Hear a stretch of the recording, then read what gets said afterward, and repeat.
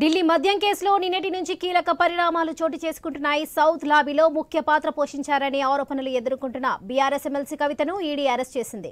రాత్రికి రాత్రే ఢిల్లీ తరలించింది. రాత్రంతా కవిత ఈడీ ఆఫీసులోనే ఉన్నారు.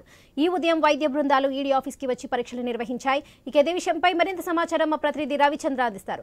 రవిచంద్ర, చెప్పండి. కవిత అరెస్టుపై దేశవ్యాప్తంగా సంచలనం సృష్టించాయి. ఇక ఈ నేపథ్యంలో అరవింద్ కేజ్రీవాల్ ముందు జాగ్రత్తగా బెయిల్ తీసుకున్నారు. దీనిపై డీటెయిల్స్ ఏంటి?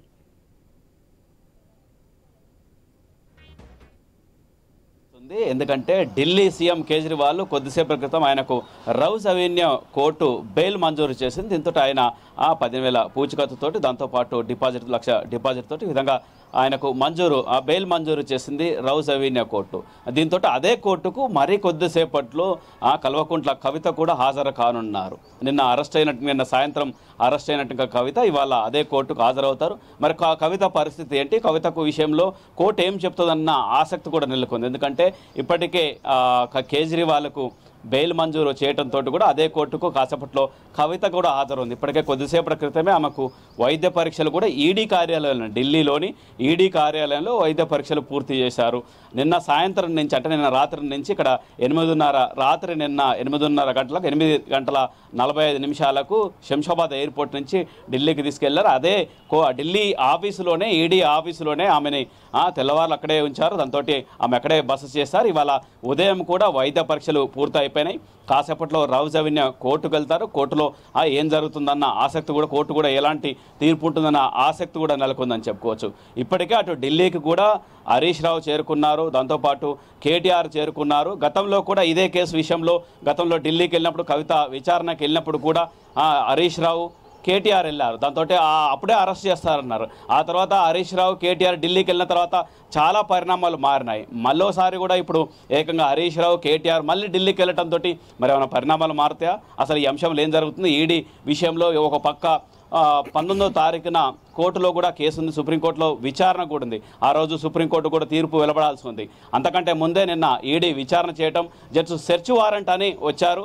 ఏకంగా సెర్చ్ వారెంట్ అని ఎప్పుడైతే ఢిల్లీలో సుప్రీంకోర్టులో 19వ తారీఖు వాయిదా వేశారో జస్ట్ 10 నిమిషాల్లోనే వచ్చేశారు. కవిత ఇంటికి 10 నిమిషాల్లోనే చేరుకున్నారు. అంటే వాళ్ళు పక్కా ప్లాన్తో వచ్చారని చెప్పుకోవచ్చు. అంతేకాకుండా బీఆర్ఎస్ నేతలు కూడా చెప్తున్నారు, కక్షపూరితంగా చేస్తున్నారు దాడులు అని చెప్పడానికి కూడా ఒక ఆధారం ఏమిటంటే 8:30 గంటలు 8:45 ఫ్లైట్ టైం కూడా ఉంది, ఫ్లైట్ కూడా బుక్ చేశాము అని చెప్పడంతో కూడా ఒక్కసారి నిర్గంతపోయారని చెప్పుకోవచ్చు బీఆర్ఎస్ కార్యకర్తలు, నేతలు. ఎందుకంటే ముందే ప్లాన్గా వచ్చారు. 8:45 వీళ్ళు ఫ్లైట్ టికెట్ కూడా బుక్ చేసుకున్నారు. ఫ్లైట్లో తీసుకెళ్తేందుకు చక్కచక్కా జరిగిపోయిందని చెప్పుకోవచ్చు. వెంటనే సాయంత్రం వరకల్లా అన్ని ప్లాన్ చేశారు. లోకల్ పోలీసులకు సమాచారం ఇచ్చారు. కవిత ఇంటి నుంచి, బంజారాహిల్స్లోని కవిత ఇంటి నుంచి శంషాబాద్ ఎయిర్పోర్ట్ వరకు ఎక్కడ సెక్యూరిటీ ప్రాబ్లం రాకుండా చూసుకోవాలని అటు సిపికి, హైదరాబాద్ సిపికి, ఇటు సైబరాబాద్ సిపికి సమాచారం. దీంతో అన్ని పోలీసులు అలర్ట్ కావటం, కవిత ఇంటి నుంచి అంటే జూబ్లీహిల్స్ ఇంటి నుంచి శంషాబాద్ ఎయిర్పోర్ట్ వరకు కట్టుదిట్టమైనట్టుగా భద్రతతోటి తీసుకెళ్లారు. అక్కడి నుంచి శంషాబాద్ ఎయిర్పోర్ట్ నుంచి ఢిల్లీకి తీసుకెళ్లారు. ఇప్పుడు ఢిల్లీలో కాసేపట్లో కవిత కోర్టుకు హాజరవుతారు. ఇదంతా చాలా సంచలనమైనట్టుగా వార్తగా చెప్పుకోవచ్చు. నిన్న దేశంలో జాతీయ మీడియా, అంతేకాకుండా ఒక బీబీసీతో పాటు అంటే ఇంటర్నేషనల్ మీడియా కూడా చాలా ఫోకస్ పెట్టింది. ఎందుకంటే కవిత అరెస్టు అంశం చాలా రాజకీయంగా కూడా చూడొచ్చు అని చెప్పుకోవచ్చు. ఎందుకంటే గతంలో ఎన్నికల కంటే ముందు, తెలంగాణ అసెంబ్లీ ఎన్నికల కంటే ముందు కవితను అరెస్ట్ చేస్తుంటే మా పార్టీ మరికొన్ని స్థానాలు గెలిచి ఉండేదంటూ బీజేపీ నేతలు బహిరంగంగానే చెప్పినట్టుగా పరిస్థితి. ఇప్పుడు ఏకంగా లోక్సభ ఎన్నికలు మరికొద్ది గంటలు, ఇవాళ మధ్యాహ్నం 3 గంటలకు ఎలక్షన్ కమిషన్ కూడా దేశవ్యాప్తంగా ఎన్నికల నోటిఫికేషన్ ఇవ్వనుంది. అసెంబ్లీ స్థానాలకు, దాంతోపాటు 543 లోక్సభ స్థానాలకు కూడా ఎన్నికల నగారా మోగించింది. ఇలాంటి సమయంలో కవితను అరెస్ట్ చేయడంతో దీంతో అంటే బీఆర్ఎస్ నేతలు, బీఆర్ఎస్ ఒకటి కాదు, 2 వేరు, వీళ్ళిద్దరి మధ్యలో చాలా గ్యాప్ ఉంది, చాలా ఉంది అని పబ్లిక్లోకి మెసేజ్ ఇస్తేందుకే బీజేపీ ఈ పని చేసింది. ఎన్నికల ముందు అరెస్ట్ చేసింది. గతంలో అసెంబ్లీ ఎన్నికల సమయంలో అరెస్ట్ చేయకపోవడం వల్ల బీజేపీ ఎక్కువ స్థానాలు గెలుచుకుంది. రవిచంద్ర హోల్డ్ ఉండండి. మనతో పాటు బ్యూరో చీఫ్ రాజు ఉన్నారు. రాజు, మరిన్ని అప్డేట్స్ చెప్తారు. రాజు, చెప్పండి. కవితను ఈడీ అరెస్ట్ చేయడంతో అప్రమత్తమయ్యారు. ఈ కేసులో ఆరోపణలు ఎదుర్కొంటున్న ఢిల్లీ సీఎం కేజ్రీవాల్ కు ఎన్నోసార్లు కూడా ఈడీ సమన్లు జారీ చేయగా ఒక్కసారి కూడా హాజరు కాలేదు. మరి ఈ టైంలో ఆయన బెయిల్ తీసుకోవడంపై పలు అంశాలు ఎదుర్కొంటున్నాయి. దీనికి సంబంధించిన డీటెయిల్స్ ఏంటి? సో మొత్తంగా కవిత ఎమ్మెల్సీ కవితకు సంబంధించిన అరెస్టు విషయం అనేది రాష్ట్రంలో బీఆర్ఎస్ పార్టీకి ఒక కీలక పరిణామాన్ని మాత్రం చెప్పుకోవచ్చు. ప్రస్తుతం ఆమె రాత్రి అరెస్ట్ అయ్యి వెళ్ళిపోయిన తర్వాత ఢిల్లీకి వెళ్ళిపోయిన తర్వాత కొద్దిసేపటి క్రితం ఒక వైద్య పరీక్షలు పూర్తి చేసిన తర్వాత కొద్దిసేపు క్రితం కోర్టులో ప్రవేశపెట్టడానికి తీసుకెళ్తా ఉన్నారు. రౌజ్ అవెన్యూకి సంబంధించినటువంటి న్యాయస్థానంలో ఆమె కవితను ప్రవేశపెట్టబోతా ఉన్నారు. ఆ తర్వాత ఇవాళ సాటర్డే అదేవిధంగా రేపు సండే కాబట్టి ఖచ్చితంగా హాలిడేస్ సెంట్రల్ గవర్నమెంట్కి సంబంధించిన సంస్థలన్నిటికీ కూడా ఆ హాలిడే సెలవు దినాలు ఉంటాయి. అదేవిధంగా కవితకు సంబంధించి దాదాపు 15 రోజులు మొదటిసారి 14 రోజులు అయితే కస్టడీ ఇస్తారని చెప్పేసి కూడా ప్రస్తుతం ఉన్నటువంటి న్యాయస్థానానికి సంబంధించినటువంటి అంటే లీగల్ ఎక్స్పర్ట్స్గా పనిచేస్తున్నటువంటి లీగల్ టీం చెప్తా ఉన్నటువంటి అభిప్రాయం. ఇప్పటికే కవితకు సంబంధించి ఆమె భర్త రాత్రి ఆమెతో పాటు ఢిల్లీ వెళ్ళడం జరిగింది. వ్యక్తిగత సిబ్బంది ఇద్దరు కూడా ఢిల్లీ వెళ్ళారు. ఈ రోజు ఉదయం కేటీఆర్తో పాటు మాజీ మంత్రి సత్యవతి రాథోడ్ మిగతా నేతలందరూ కూడా ఢిల్లీ ప్రయాణం కాబోతా ఉన్నారు. ఇంకా ఇప్పటికే రాష్ట్ర వ్యాప్తంగా బీఆర్ఎస్ పార్టీకి సంబంధించినటువంటి నేతలు ఎవరైతే ఉన్నారో వాళ్ళందరూ కూడా ఇప్పుడు నియోజకవర్గాల్లో నిరసన కార్యక్రమాలు చేపట్టి ఆ తర్వాత మధ్యాహ్నం లేదా సాయంత్రం కల్లా కొంతమంది ఢిల్లీకి వెళ్ళేటువంటి అవకాశం ఉందని చెప్పేసి కూడా పార్టీ వర్గాలు చెప్తా ఉన్నాయి. సో మొత్తంగా కవితకు సంబంధించినటువంటి విషయానికి చూస్తే మద్యం సంబంధించినటువంటి టెండర్ల కొనుగోలుకు సంబంధించిన అంశాలపైన జరిగినటువంటి వివరాలన్నీ కూడా పరిశీలిస్తే ఢిల్లీ ముఖ్యమంత్రి కేజ్రీవాల్ అదేవిధంగా ఉప ముఖ్యమంత్రి ఎక్సైజ్ శాఖ మంత్రిగా పనిచేసిన సిసోడియా వీళ్ళందరూ కూడా భాగస్వామ్యం ఉన్నారని చెప్పేసి అందులో సౌత్ రాష్ట్రాల నుంచి ప్రాతినిధ్యం వహించిన దాంట్లో కీలకమైనటువంటి వ్యక్తిగా కవితను ఇప్పుడు ఈడీ పేర్కొన్నటువంటి పరిస్థితి మనకు చాలా స్పష్టంగా కనిపిస్తుంది. ఒక ముఖ్యమంత్రి కూతురుగా అదేవిధంగా ఒక ఎమ్మెల్సీగా ఎంపీగా పనిచేసినటువంటి వ్యక్తిగా ఉన్నటువంటి ఆమె ఈ యొక్క కేంద్రంలో జరిగినటువంటి ఈ వ్యవహారంలో ఢిల్లీ కేంద్రంగా జరుగుతున్నటువంటి మద్యం కుంభకోణ వ్యవహారంలో చాలా కీలకమైనటువంటి ఆపరేటింగ్ టీంలో ఈమె ఉందని చెప్పేసి కూడా వాళ్ళు ఒక నిర్ధారణకు వచ్చినట్టుగా తెలుస్తూ ఉంది. అందుకే సుప్రీంకోర్టులో పిటిషన్ ఉన్నప్పటికీ విచారణ జరుగుతున్నప్పటికీ కూడా అవన్నీ లెక్క చేయకుండా 19వ తారీఖు నిన్న విచారణ జరిగింది. ఆ విచారణ తీర్పు రేపు 19వ తారీఖు వాయిదా వేసినటువంటి నేపథ్యంలో కూడా వాళ్ళు వచ్చి ఈడీ నోటీసులో సెర్చ్ వారెంట్ పేరు మీద వచ్చేసి అరెస్ట్ చేసి తీసుకెళ్లడం అంటేనే చాలా కీలకమైనటువంటి పరిణామంగా మనం పరిగణించవచ్చు. అందులో ప్రధానమంత్రి ఇదే హైదరాబాద్లో ఉన్నారు, రాష్ట్రపతి ఇదే హైదరాబాద్లో ఉన్నారు. ఒకవైపు ఎన్నికల పరిణామాలు ఎన్నికల నోటిఫికేషన్ కూడా వస్తున్నటువంటి నేపథ్యంలో ఇక రాజకీయంగా ఒక టర్న్ తీసుకుంటుందని తెలిసినప్పటికీ కూడా ఈడీ అధికారులు ఎక్కడ కూడా కాంప్రమైజ్ కాలేదనేటువంటి విషయాన్ని మనం చాలా స్పష్టంగా చూడొచ్చు. మరోవైపు ఈడీ అధికారులకు సంబంధించినటువంటి సెర్చ్ కావచ్చు అరెస్టుకు సంబంధించినటువంటి విషయంలో కేటీఆర్ కూడా వ్యవహరించిన తీరు పైన కూడా వాళ్ళు చాలా సీరియస్గా ఉన్నారని చెప్పేసి కూడా సమాచారం. అయితే ఇప్పుడు ఢిల్లీ పరిణామాలు కనుక చూస్తే ఉదయం ఆమెకి వైద్య పరీక్షలు చేశారు. వైద్య పరీక్షల తర్వాత ఇప్పుడు కోర్టులో ప్రవేశపెట్టిపోయి కోర్టులో న్యాయస్థానం జడ్జి ఏం తీర్పు చెప్తారు 14 రోజుల కస్టడీ ఇస్తారని చెప్పేసి కూడా ప్రస్తుతం ఉన్నటువంటి సమాచారం. అయితే వీటిపైన ఈమె కూడా పిటిషన్ ఇచ్చి బెయిల్ పిటిషన్కు పోతున్నట్టుగా లీగల్ ఎక్స్పర్ట్స్ కూడా రెడీ చేస్తున్నట్టు కూడా తెలుస్తూ ఉంది. సుప్రీంకోర్టులో ఎవరైతే ఈమె తరపు న్యాయవాదులుగా పనిచేస్తున్నారో వాళ్ళు సుప్రీంకోర్టుకి వెళ్ళి బెయిల్ కూడా ఈడీ దగ్గర నుంచి బెయిల్ పిటిషన్ కూడా వేయబోతున్నట్టుగా తెలుస్తూ ఉంది. అయితే బెయిల్ పిటిషన్ వేసేంత మాత్రాన ముఖ్యమంత్రికి ఇచ్చినటువంటి ఫెసిలిటీస్ అంటే ముఖ్యమంత్రికి కేజ్రీవాల్కి వచ్చినట్టు బెయిల్ ఈమెకు కూడా వస్తుందా, ముందస్తు బెయిల్ లభిస్తుందా అనేది కూడా ఒక సమాచారంగా చూడాలి. ఎందుకంటే అతనికే ముందస్తు బెయిల్ అడిగారు కాబట్టి శాంక్షన్ జరిగింది. ఈమె ఆల్రెడీ అరెస్ట్ అయింది కాబట్టి ఎటువంటి పరిణామాలు ఉంటాయనేది కూడా చూడాల్సిన అవసరం ఉంది. ఒక రాజకీయంగా ఒక పొలిటికల్ టర్న్ తీసుకున్నటువంటి పాయింట్ పైన ఇప్పుడు ఈ యొక్క కార్యక్రమం జరుగుతుందని చెప్పుకోవచ్చు. అసలు ఈమె పాత్ర ఏంట, ఈ పాత్రకు సంబంధించినటువంటి ఎవిడెన్స్ ఏమున్నాయనే విషయాలు కూడా ఈడీ అధికారులు ఆమె ముందు పెట్టబోతున్నట్టుగా తెలుస్తూ ఉంది. ఇప్పటికే అప్రూవర్గా మారినటువంటి వ్యక్తులు ఎవరైతే ఉన్నారో ఆ వ్యక్తులు ఇచ్చినటువంటి సాక్ష్యాలు వాంగ్మూలాలు రికార్డు చేసిన తర్వాతనే ఈ నిర్ణయం తీసుకున్నారని చెప్పేసి కూడా తెలుస్తూ ఉంది. Right Raju, thank you. Ravichandra చెప్పండి, ఇప్పుడు కవితను ఏం చేస్తారు? అసలు కవితను రౌజ్ అవెన్యూ కోర్టులో హాజరుపరిచినట్లుగా తెలుస్తుంది. ఇప్పుడు కవిత బెయిల్ పిటిషన్ ఇస్తారా లేక కేజ్రీవాల్ తరహాలోనే కవిత కూడా బెయిల్ దక్కుతుందా లేదా? నెక్స్ట్ స్టెప్ ఎలా ఉండబోతుందంటారు? బెయిల్ అడుగుతారు, ముందస్తు బెయిల్ అడుగుతారు. కక్షపూరితంగా చేశారు, శనివారం ఆదివారం దృష్టిలో పెట్టుకొని కక్షపూరితంగా చేశారంటూ కవిత తరపున అడ్వకేట్లు కూడా వాదించినప్పటికీ ఢిల్లీ సీఎం వేరు, దాంతో కవిత వేరు అని చెప్పుకోవచ్చు. ఎందుకంటే ఈ కేసులో రకరకాల పరిణామాలు ఉంటాయని చెప్పుకోవచ్చు. ఆయన ముందు నుంచి కూడా హాజరు కాలేదు. గతంలో ఈడీ ఎన్నోసార్లు నోటీసుల నుంచి హాజరు కాలేదు. ఈవెన్ కోర్టు కూడా కొన్ని సందర్భాలు హాజరు కానట్టు పరిస్థితి. ఇప్పుడు ఏకంగా ఆయన ఆ కోర్టుకు హాజరై ముందస్తు బెయిల్ అడగటంతో ఓ సీఎం స్థాయి, దాంతోపాటు కేంద్రపాలిత ప్రాంతం ఢిల్లీ చాలా కీలకమైనట్టుగా ప్రాంతానికి సీఎంగా ఉన్నట్టుగా కేజ్రీవాల్కు వెసులుబాటు కల్పించాలన్న ఆలోచనతోటి కోర్టు బెయిల్ ఇచ్చి ఉండొచ్చు. దాంతో కోర్టు బెయిల్ ఇచ్చినా, కోర్టు ఒకవేళ కవితకు బెయిల్ ఇచ్చినా ఇవ్వకున్నా దాని కోర్టు అంశాన్ని కోర్టును ఎవరిను క్వశ్చన్ చేయడానికి ఉండదని చెప్పుకోవచ్చు. కాకపోతే రిక్వెస్ట్ చేస్తారు, కవిత తరపు లాయర్లు రిక్వెస్ట్ చేస్తారు. అయినప్పటికీ మరి ఆ కోర్టు ఏం తీర్పిస్తుందని చూడాలి. మొత్తానికి కొద్దిసేపటి క్రితమే ఆమెకు వైద్య పరీక్షలు పూర్తయిపోయినాయి. ఇప్పటికే రౌస్ అవెన్యూ కోర్టుకు పరిసర ప్రాంతాలకు చేరుకున్నారు. కొద్దిసేపట్లో కోర్టుకు వెళ్తారు. కోర్టు మరి ఏమిస్తుంది, 14 రోజుల పాటు జ్యుడిషియల్ రిమాండ్కి ఇస్తుందా లేదంటే బెయిల్ ఇస్తుందా? ఎందుకంటే బెయిల్ విచారణ చేసేట్టుగా అవకాశం కల్పిస్తారని చెప్పుకోవచ్చు. ఎందుకంటే ఆమె విచారణలో భాగంగా, ఈడీ విచారణలో భాగంగా అదుపులోకి తీసుకున్నారు. మరింత విషయాలు తీసుకోవాల్సి ఉంది. దాంతో కొంత కోఆపరేషన్ చేయకపోవడంతో ఈ విధంగా అరెస్ట్ చేయాల్సిన పరిస్థితి వచ్చిందని కోర్టుకు, ఇటు ఈడీ తరఫున కూడా కోర్టుకు చెప్తారు. కోర్టు మరికొంతకాలం విచారణ చేసేందుకు రిమాండ్ విధించేసి విచారణకు అనుమతించేందుకు అవకాశాలు ఉన్నాయి. మళ్ళీ వీళ్ళు కస్టడీ పిటిషన్ వేస్తారు, మళ్ళీ కోర్టుకి మళ్ళీ కస్టడీలోకి తీసుకున్నట్టుగా అవకాశం ఉంది. ఇదంతా లీగల్గా కొంత ప్రాసెస్ ఉంటుంది. ఆ ప్రాసెస్ అంతా పూర్తి కావడానికి కొన్ని గంటలు పడుతుంది. ఇవాళ సాయంత్రం కల్లా ఏం జరుగుతుందో అయితే ఒకవేళ కోర్టు రిమాండ్కి పంపించినా మళ్ళీ ఆ తర్వాత ఈడీ కావచ్చు, ఈడీ కస్టడీ పిటిషన్ మళ్ళీ కస్టడీ తీసుకోవడానికి కొంత సమయం పడుతుంది. ఇప్పటికే అటు హైదరాబాద్ రాజకీయం మొత్తం ఢిల్లీకి చేరుకుందని చెప్పుకోవచ్చు.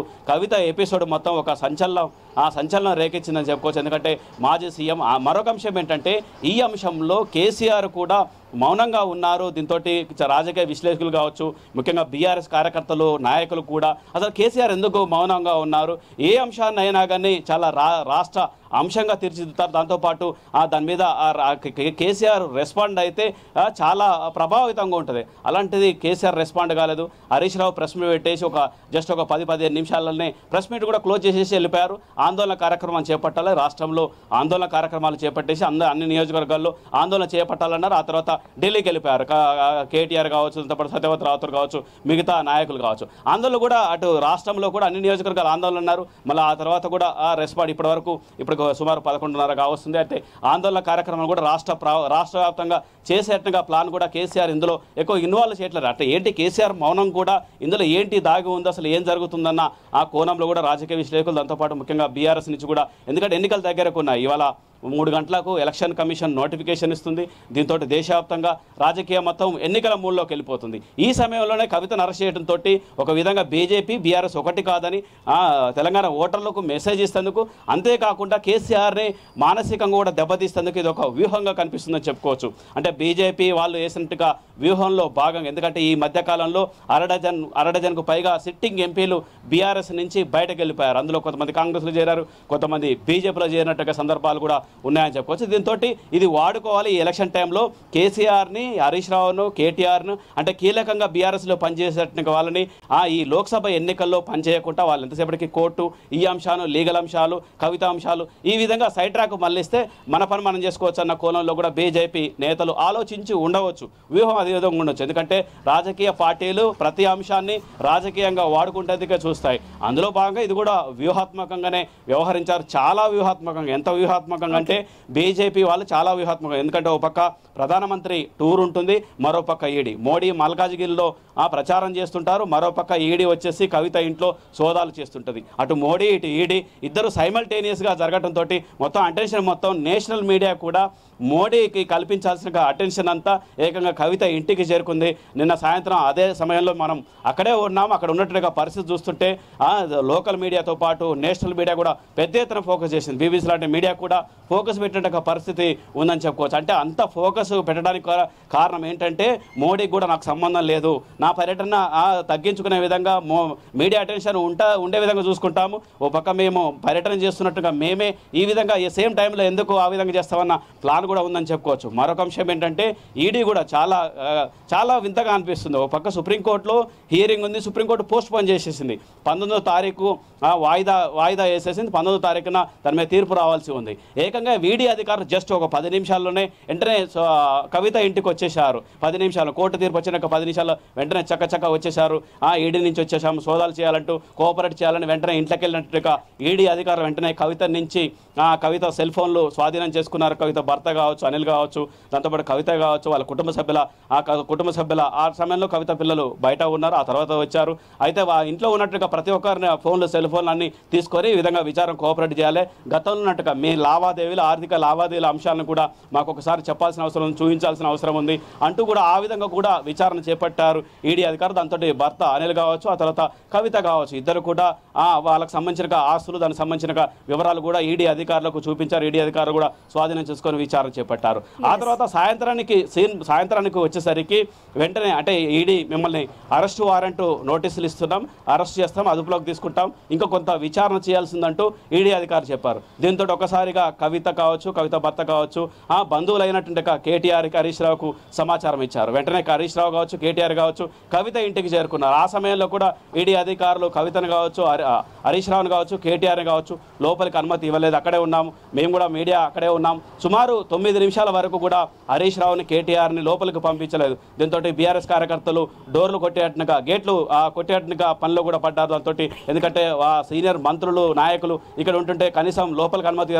దగ్గర బంధువులు అనటంతో ఈడీ అధికారులు కూడా అనుమతి ఉంచడంతో లోపలికి వెళ్ళినట్టుగా కేటీఆర్ ఒక వీడియో కూడా వాట్సాప్ చేసినట్టు పరిస్థితి కూడా ఉంది. అంటే ఆయన వీడియో చేయటం కూడా ఆ తర్వాత ఈడీ అధికారులు అందులో కూడా కంప్లైంట్ తీసుకున్నారు. అంటే కొంత ఇబ్బంది కల్పించారు ఈడీ అధికారులకు, కేటీఆర్ ఇబ్బంది కల్పించారు, ఆయన మాటలు ఈ విధంగా ఆ సమయంలో చేయకుండా ఉండాల్సింది, ఎందుకంటే మా విచారణకు డిస్టర్బ్ చేశారంటూ కూడా కేటీఆర్ మీద కూడా ఈడీ నోటీసులో పెట్టిందని చెప్పుకోవచ్చు. దాని మీద ఎలాంటి యాక్షన్ తీసుకుంటారన్నది ఈడీ అధికారులు తర్వాత చెప్పేటానికి అవకాశాలు ఉన్నాయి. ఈ విధంగా లోపల ఏం జరుగుతుందని కేటీఆర్ కూడా చాలా అగ్రెసివ్గా మాట్లాడారని చెప్పుకోవచ్చు. ఎందుకంటే ఆ బాధ అంటే కుటుంబ సభ్యుల్లో ఒకరిని అరెస్ట్ చేయటం, పక్క బయట పొలిటికల్ సిచ్యువేషన్ ఉంటే ఇంట్లో ఈడీ సిచ్యువేషన్ తోటి ఆయన ఆవేదనతో మాట్లాడని చెప్పుకోవచ్చు. మొత్తానికి ఎపిసోడ్ అంతా కవిత ఎపిసోడ్ చూస్తే రాష్ట్ర రాజకీయాలనే సంచలనం కాదు, ఢిల్లీ అంటే జాతీయ రాజకీయాల్లో కూడా ఒక సంచలనం చెప్పుకోవచ్చు. ఎందుకంటే ఈ అంశం లిక్కర్ అంశం 2-3 పార్టీలకు ముడిపడినట్టుగా అంశంగా చెప్పుకోవచ్చు. ఢిల్లీలో ఆమ్ ఆద్మీ పార్టీకి, తెలంగాణలో బీఆర్ఎస్ పార్టీకి, వైసీపీ పార్టీ నేతలు కూడా కొంతమంది అంటే మాగుంట శ్రీనివాసరెడ్డి వాళ్ళ తనయుడు రాఘవరెడ్డి, దాంతో ఆయన కూడా అప్రూవర్గా మారటం, దాంతో ఈ విధంగా చెప్పడం, కవితకు సంబంధించిన వివరాలు కూడా ఇవ్వడం, ఇదంతా చూస్తుంటే మొత్తానికి ఒక పక్కా ప్లాన్ తోటి చేశారు ఈడీ అధికారులు. ఈ సంఘటన ఈ రోజు జరగలేదు.